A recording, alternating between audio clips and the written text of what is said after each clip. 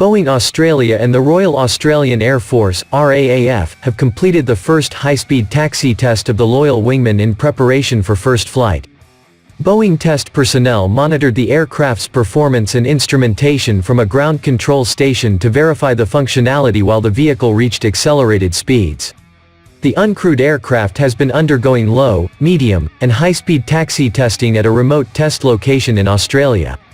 Our test program is progressing well, and we are happy with the ground test data we have collected to date, said Paul Ryder, Boeing Flight Test Manager. We are working with the Air Warfare Center to complete final test verifications to prepare for flight testing in the new year. Boeing and the Royal Australian Air Force will resume final taxi tests and preparations for flight in early 2021 when the range reopens.